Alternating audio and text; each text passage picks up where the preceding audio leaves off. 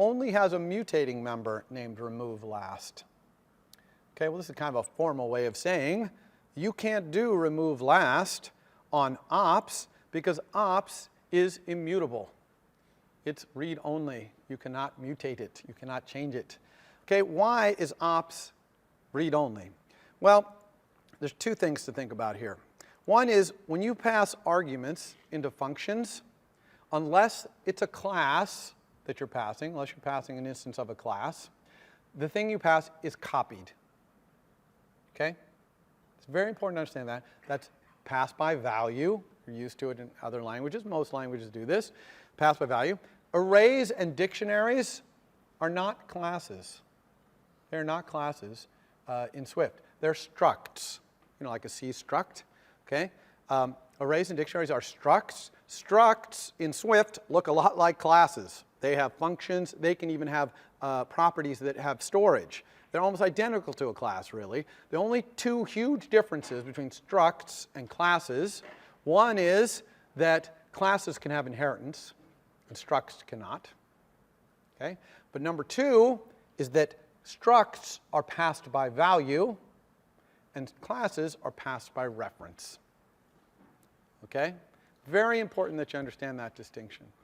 So structs are usually only used for basic, you know, components like arrays and dictionaries. Even doubles and ints are structs in Swift. Okay? And that's great because that means doubles and ints can have functions on them and things like that, which we'll see as the quarter goes by. But those things are all passed by value. So that's the first thing to understand is that this ops, when I call evaluate, whatever array of ops I pass to it is going to be copied. Okay? The second thing to understand here is that there's kind of an implicit let in front of all things you pass. In other words, they're read-only. Make sense? And a read-only array can't be mutated. You can't append things to it. You can't remove things from it because it's read-only. Now, I can actually put the word var here. Okay? If I put the word var here, then ops inside here, look, no error. Ops is a mutable array. It's still a copy, though. So they copied it and made it mutable. And now, inside here, I have a mutable copy to work with. Now, I'm not a big fan of doing that, okay, of putting var up here. I think it's a little confusing for readers of the code to understand exactly what's going on there. So I'm not going to do that. Instead, I'm going to make a local variable here, which I'm going to call remaining ops. And I'm going to set it equal to ops. Now, when you set equals like this, that copies it if it's not a class. Classes are all by reference, exactly what you would think. But anything else, structs or enums or anything else, when you do equals here, this is actually going to make a copy of this and put it in here. And since it's a var, it's going to be mutable. Okay? So now I have a mutable array of ops, and now I can say remaining ops, remove the last one. And now I truly do have the remaining ops. I've removed the first thing in there. Okay, everyone understand that little tidbit there? Yeah. So there's like a unseen let in front of the ops. Yeah. Like, why isn't that let in front of doubles and like ints or strings? It is. So the question is, why is there not kind of an unseen let in front of all arguments? Pretty much all arguments to functions kind of have that unseen let in there. They're all read-only. Okay? So, and you could put var in front of any one and turn it into a mutable copy of it that you could use locally. But you can only use it locally. It's not that great a thing. Okay? Now, there is a way to pass by value things back out, but I'm not even going to talk about that. Okay? You can read about it. It's this in-out thing. I'm not even going to talk about it. I really think it's better to stay within the value, pass by value and pass by reference parameters. I think we get more readable code that way. But there is a way I'm not going to talk about to do in-out, basically, parameters that go in-out. Yeah.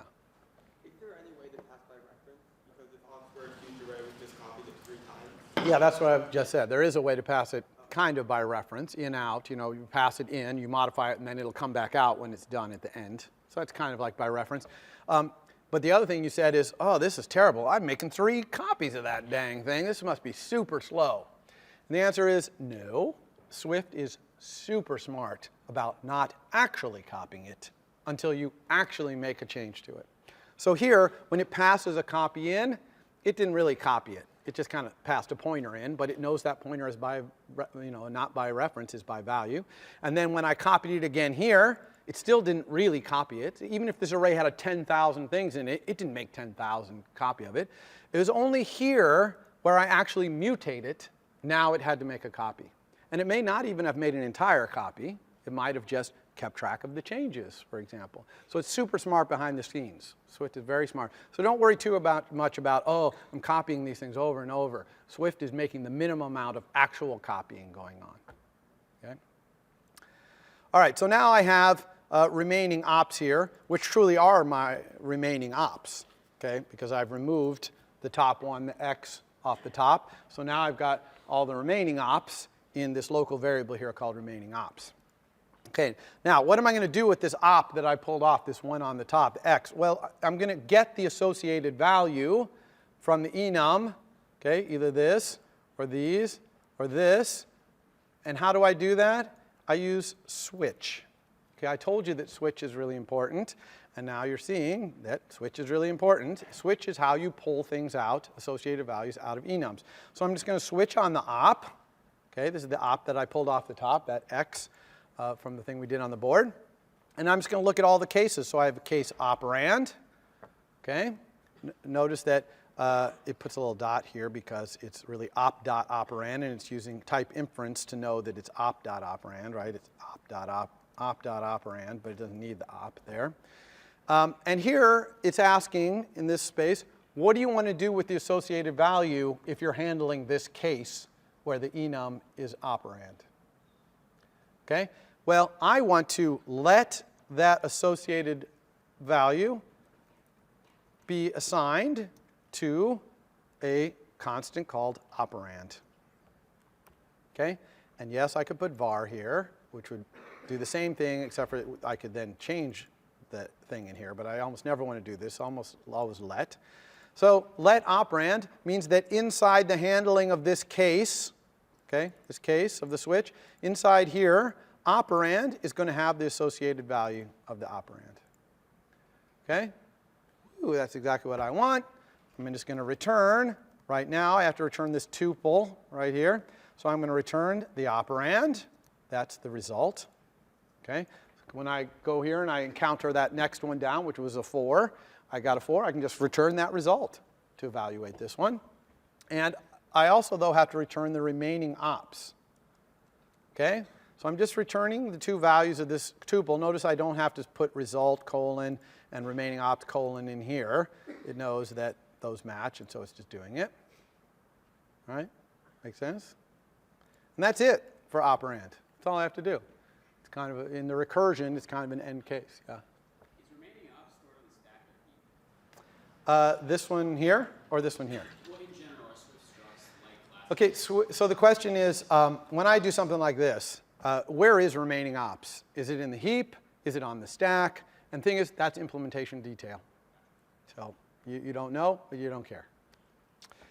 All right, so that's operand. Operand was really, really easy. How about our operation? Let's do unary operation right here. Now, when we handle the case of the unary operation, we don't need that first associated value. That's the symbol, like plus. Okay, well, I'm evaluating here. I don't care what the symbol is. I only care what the function is because I'm going to evaluate the function. So we can actually ignore this by putting an underbar. Okay, underbar in Swift is kind of the universal, I don't care about this thing. Okay, and we're going to see it other places we use it where it's kind of like, I don't really care about that. So you just put an underbar there. That way you don't have to declare a variable with some dumb name or something like that. Just put an underbar, it ignores it. Okay, but I do care about this. I'm going to let that equal the operation that I'm doing. Okay, everyone make sense there? So I'm ignoring the string, but I'm grabbing the operation. So here, what I want to do is return, and I'll try to do it, but I'm not going to be able to. I'm going to say return this operation with its operand, which I don't have, and some remaining ops that are left over after I get its operand. So I need to do some stuff here to be able to return what I want. the first thing I need to do is get the operand. Okay? So I did a unary operation. Let's say it was square root. I need to go back to the stack and pick off the next thing, but I can't just assume that it's a number. It might be more operations, so I have to recurse. So here's where the recursion comes in. And now I'm going to show you how to call a function that returns a tuple and get its value out. So this is important little example here. So there's two ways to do it. I'm going to do it one way here, which is I'm going to let operand evaluation, which is just a local variable that I'm inventing, equal call evaluate with the remaining ops that I have. Okay, so here I've recursed. Okay, I'm recursing. And I just set it to operand evaluation. Now, let's look at the type of this thing. If I look at its type, you can see that it's a tuple. That's its type. It's a tuple, result, remaining ops. It's this tuple right here. That is the type of this operand evaluation. So now that I have that tuple, it's the result of the evaluation. How do I get the result and the remaining ops out of it? Well, I can get the operand by saying operand evaluation dot result. Okay? So that just this is the tuple. Here I'm getting this value of the tuple out of there. Now what type is this? It's an optional. You're pretty safe saying optional when I ask what type it is, aren't you? It's almost always an optional, because I usually don't ask if it's not. But it is indeed an optional double. It's this type right here. Okay? So we need to turn it into a double if we're going to pass it to this operation right here. So I'm going to use if let to turn that into a double. Okay? Now I can actually do this because I have the operand. Just got it right here. Okay? This is now a double. See? And I can call this operation right here. And this is the remaining ops, but this has got to be the remaining ops after we recursed. So it's got to be the remaining ops in this operand evaluation. So that's operand evaluation dot remaining ops. Everybody cool with that? So that's it. Let's just recurse. We just recursed to evaluate that. If this fails, if this recursion returned nil, then if let's not going to happen, this return is not going to happen. We're going to fall all the way out and return nil, which is what we want. Okay? If we fail in any of our recursive attempts to get the operands we need, we got to fail all the way up to the top level. Okay, now binary operation. Also, okay, let's do, binary here, case, binary. Obviously, same exact thing here. We don't care about that. And here we're going to let operation. And we're going to do exactly the same thing we did here, but we just have to do it twice because we got two operands to do through here. So let's let our op1 evaluation equal evaluate with our remaining ops. Okay? And then if we can let operand 1 equal the op1 evaluation result, okay, then we got op1, that's good. So now let's let op2 evaluation equal recurse again with op1's remaining ops. Okay? And if we can let operand, if we can let operand 2 equal op2's evaluation result, then we can return a tuple, which is calling the operation with the two operands. Okay? And we'll have op2's evaluation remaining ops as our remaining ops. Okay? Make sense? All right, we got an error here, what is it? Okay, yeah, so this is a good error to cover here. See, this says method must be declared private because its parameter uses a private value. And sure enough, op is private, so this has to be private. Okay? Now notice, by the way, I don't have default : break here in this switch. And why do I not have that? Because I've handled every possible value of op. Okay? There are only 3 kinds of op. I've handled them all, so I don't need any default. It wasn't like in the other one where we had a string, we only handled a few strings, we had a default break. You don't put default break in when you handle everything. And it's really bad programming style to put a default break in every single switch. Okay? You should only put them in the ones where you truly are breaking because you can't handle every case. Okay? All right. Now, the last thing we have to do is just call this recursive version from here. And I'm going to call this one and get these tuple values a little differently. I'm not going to call it in the same way here. I'm not going to say let something equal. Instead, I'm going to say let a tuple, which has, let's say, result and remainder, equal evaluate. And I'm going to pass my whole op stack here. Okay? So this is a different way to call a function that returns a tuple. Here, you actually let a tuple equal the result. Instead of letting a single thing equal result and then using the dots to get it, you let the tuple equal it. And notice that these names don't have to be the same as these names. So result is the same, but here I use the word remainder instead of the word remaining ops. Okay? They do not have to be the same. And then here, we just return our result. Okay? So we learned a lot right there. Okay? We learned about tuples, passing, things back to tuples in different ways.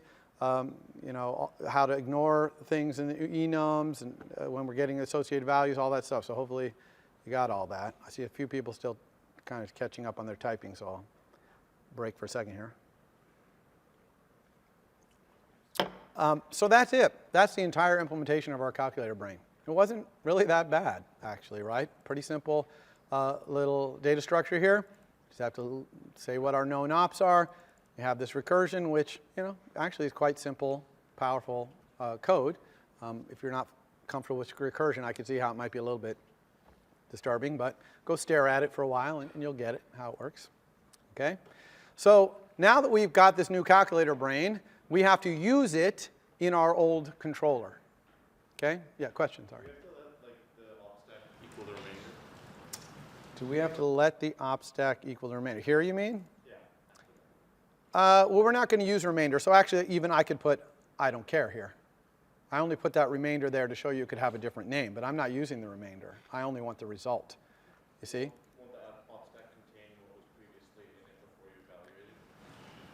Yes, the op stack will be unaffected by this because the op stack is an array. Arrays are passed by value, so a copy of it gets passed into here. So this would be untouched, and which is what I want. I don't want evaluate to consume my op stack. I want to be able to call evaluate over and over and over, okay? Especially if I, let's say, introduced variable operands. Hint, that's what your homework's going to be. Then I would want to change the variable to different things and be calling it over and over with different values for the variable, for example. And then maybe next week, I could have an assignment where I'm going to make you graph such a thing, which I'm going to do, okay? So that's why we want to do that. So anyway, yeah, remainder here can just be anything. I'm actually going to put this here because we're going to println this in a second just so we can get a better look at what's going on. But first, let's go back to our controller and use this calculator brain, this nice model we just invented. Let's use it. Now, I'm going to show you how to get two things on screen at the same time that aren't necessarily directly related. Before, we had the storyboard, and then I went up and clicked this assistant editor right here, and it showed me the controller because the assistant editor figured out, oh, if you have the storyboard up, you probably want the controller for the scene you have selected. But here it's like, oh, I don't know what to show you. So I'm going to show you a different way to get something in here. Well, two ways, actually. One is, if you go to this top bar, where it says counterparts, you can mouse down, and you can find all kinds of things about this, like subclasses of this class on the left, superclasses of this class on the left. Of course, it has no superclasses or subclasses. But other things it includes or included by it, you can also just manually go, and we could go over here, for example, and find our view controller and load it up that way. But I'm going to show you a different way than doing that, which is to go over here to your navigator. If you hold down Option and press on a file, like view controller, it will appear on the right. Okay? So Option clicking in here is another good way to put things on the right. Okay? So now here we have our calculator brain on the left, and we have our controller on the right.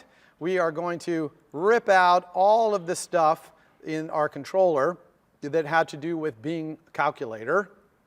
Okay? So that's all this stuff right in here. Okay? All this calculating stuff. We don't need any of this because those were only called from there.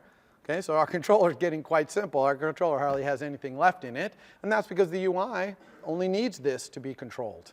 Okay? We also don't need our operand stack. because the brain is going to do that. However, we do need a new instance variable here, which is the calculator brain. Okay? And I'm just going to create one like that. This is extremely common. Okay? This is the green arrow that goes from the controller to the model. Remember that in our MVC talk that I did last time, I said that the controller has a green arrow to the model. It can talk to it all at once, say anything at once. This is essentially that green arrow. This is our model right here, and this is the controller. This is how the controller talks to it through this thing we call brain. Okay, you can call it anything you want. And of course, this might be a much more complicated green arrow. It might be a network database that it's connecting to get the data. Okay, but in our case, it's this very simple little brain. Okay, so now we don't need this either down here. This is where we're appending onto the op stack and printing it out, so we don't need that. But we do need in enter to push the operand onto the stack. Okay, so here I'm just going to say that I'm just going to say brain.push operand our display value. Okay. That's the main thing I need to do is just do that. One thing, though, is I also need to update my display. Because when I push this operand, that's going to change the brain. I need to call that evaluate, right? And get the value. So I could call evaluate here, but actually I'm going to go back to my brain, and I'm going to change push operand to return the result of evaluating. Ugh, typing today. From internally, so I'm going to return evaluate here, so that every time you push an operand, it'll just return the evaluation. Now, one could argue whether this is the best thing to do, because you might not be interested in the result of evaluating that right now, but it kind of feels to me kind of good, and there's not going to be that many things on the stack. You're not going to usually have calculator brain have 1,000 operations and operands, although you could, but you're not usually going to, so it's probably not a performance issue to have it just return this. And it'll make caller's code look a little simpler. And if they don't want this return value, then they can just ignore it. They don't have to use it. But I am going to use it. So when I push this operand right here, I'm going to say, I'm going to if let the result equal that, okay, because it's an optional. And if it's not nil, then I'm going to set the display value to the result. So in other words, every time I push an operand, I'm going to up my display value with the evaluation. Make sense? Okay, what if this comes back nil? So I push something on. This is not going to happen probably with push operand, but it might. After your homework, it might. So what if I push it and it comes back nil? Well, now I'm kind of stuck. Okay? This is why in your homework assignment I suggested, wow, wouldn't it be cool if display value took an optional? Right? If display value took and returned an optional, you could put something sensible in the display when you had something that couldn't be evaluated. So in assignment 2, making display value into an optional is going to be a required task. So you might as well do it for homework 1, because you're going to have to do it for homework 2 anyway. Okay? Just wanted to give you more time because I didn't really teach you the things about number formatter and stuff in time for assignment 1, but it's going to be required. And that's because the best I can do here is maybe say display value equals 0. That's really lame, but that's the best I can do. I really want to say display value is nil. Okay? I really just want to set display value equal to the result of this. And I want to have nil, clear out my display. Or in assignment 2, extra credit, maybe it puts an error message in my display. Now that's extra credit, but that would be even better things to put there. Okay? But same thing for performing the operation. Here's our operation right here. And I'm just going to say if I can let the result equal brain's perform operation of the operation that I got off the button, then I'm going to let my display value equal that result. Otherwise, I'm going to do the very lame thing of saying display value equals, value equals 0. Okay? People understand why that's kind of lame? Right? Okay. So that's it. Look at how simple our controller is here. It has almost no code in it. Okay? And that's really, iOS is great about that. It really is pretty good about making so you can build your UI mostly graphically so that there's very little code to control what's going on. And then even our model, which is a pretty powerful calculator right now, we could add as many functions as we wanted to it, just with one-liners here, and it would be capable of, you know, evaluating any series of them that's evaluatable. And it's also set up to do your homework, okay, which is to add those variables, to be able to push operands that are variables. The other thing your homework is going to ask you to do is to draw this, okay, the contents of it in a human-readable form, using infix notation like this, with parentheses when necessary, things like that. And that's going to be a lot easier here too, because you can use recursion to build this as well. Okay? So that's the main two things of your homework. That's what they are. All right. So let's see if we broke anything here. All right. So we're going to go up here and run. See if this all still works. Our UI has not changed. You notice I never even opened the storyboard here. Didn't even open the storyboard. Okay? All these changes were pushing things out of the controller into the model. Okay? The communication between the controller and the view has not changed here. So hopefully this is going to work. Let's try 85. Our number entering is still working in our controller. That's good. Enter. Okay, it still says 85. That's good. How about 41 plus?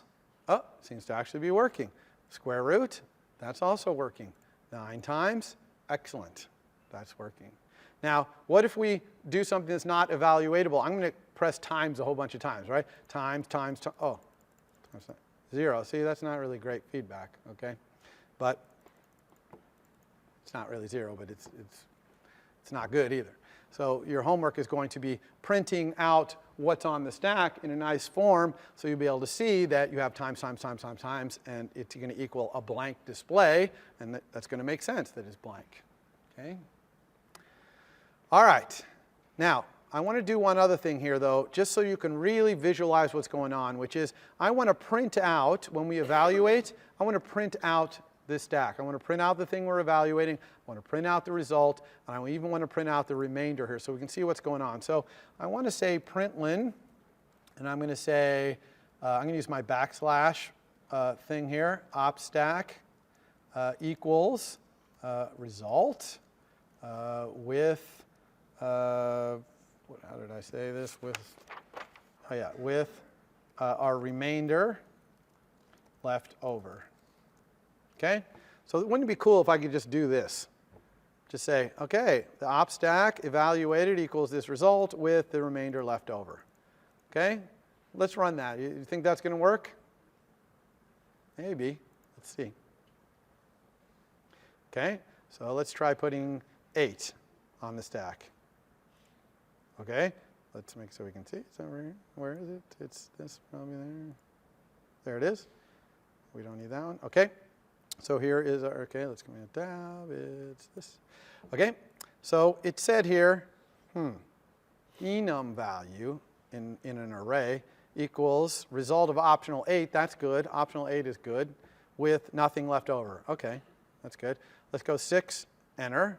Oh, now we have enum on the stack equals optional 6 with enum left over. Oh, that's not so good.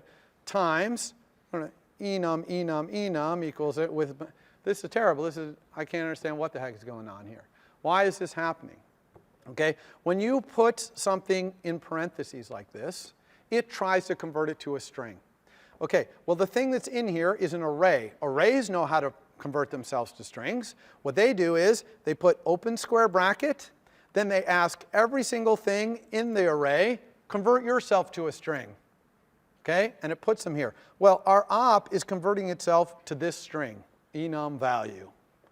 Okay, that's because the system doesn't really know how to convert it any other way. So it's just saying that's an enum value. It doesn't know how to convert itself to a string. So you see what's going on here? So I'm going to show you how to teach a type to turn itself into a string. Okay, because that's really valuable for debugging, and also might be valuable for your homework. So how are we going to do that? All right. The way you do that is you have to add a computed property to your type. And enums, just like structs and classes, can have properties. Okay? Only computed properties in enums, structs and classes can have properties that are values, like this over here, right? But they can only be computed. You remember a computer property looks like this.